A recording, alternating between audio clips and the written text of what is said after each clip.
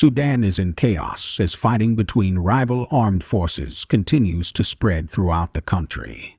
The conflict has now entered its third day, leaving a bridge across the Nile River in flames, the airport in ruins, and many residents huddled in their homes as fighter jets flew overhead. Two groups, the Sudanese army led by General Abdel Fattah al-Burhan, and the Rapid Support Forces led by Lieutenant General Mohammed Hamdan, are fighting for control of the country, with both sides claiming key military and civilian installations. The conflict has also spread to the rest of western region of Darfur, forcing many people to flee their homes. With electricity out and non-stop fighting, nearly 100 people have been killed so far, and many more injured. The situation remains unstable, and it is too early to tell if Sudan is tumbling into civil war. A defamation case between Dominion Voting Systems and Fox News has been delayed by 1 day to allow both parties to hold conversations about the possibility of a settlement. The voting technology company filed a $1.06 billion defamation lawsuit against the network, alleging that Fox guests and hosts defamed the company and severely damaged its business by connecting it to a plot to fraudulently steal the 2020 presidential election. Both Dominion and Fox News have declined to comment. Here's what we know. Late settlement talks were first reported by the Wall Street Journal. Fox and Dominion engaged in a round of mediation in December 2022 but were unable to reach a settlement agreement at that time.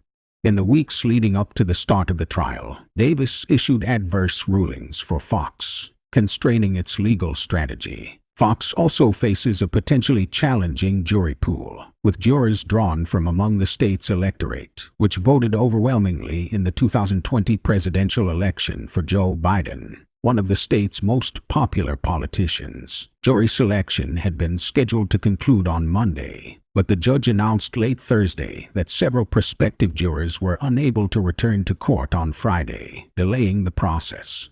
A settlement could help Fox avoid several weeks of potentially embarrassing courtroom testimony from some of its biggest stars, but it remains to be seen whether a deal can be reached. A Russian opposition activist, Vladimir Kara-Murza, has been sentenced to 25 years in jail.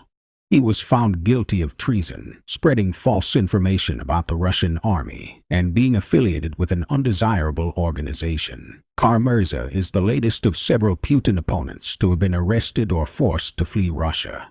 The BBC was not allowed access to the courthouse, and only a handful of journalists from Russian state media were granted access, along with the defendant's mother and lawyer. Kara-Murza's 25-year sentence was the maximum sought by prosecutors and is the longest sentence an opposition figure has received since the war in Ukraine began. The tough sentence is a sign that in today's Russia, the authorities are determined to silence critics and neutralize anything or anyone that they believe represents a threat to the political system. Opposition leader Alexei Navalny has called it revenge by the Kremlin for the fact that he did not die at one time after he allegedly survived 2 poisonings by Russian authorities. Kara-Murza played a key role in persuading Western governments to sanction Russian officials for human rights abuses and corruption. The verdict has been widely condemned, with the British government summoning its Russian ambassador. The U.S. State Department condemned the verdict and described him as yet another target of the Russian government's escalating campaign of repression. Human Rights Watch called on Russia to immediately vacate the verdict and unconditionally free him. Vladimir Kara-Murza has denied all the charges against him. And last week, he said, "I subscribe to every word that I have said. Not only do I not repent any of this, I am proud of it." His sentence has sparked outrage, with many calling for his immediate release.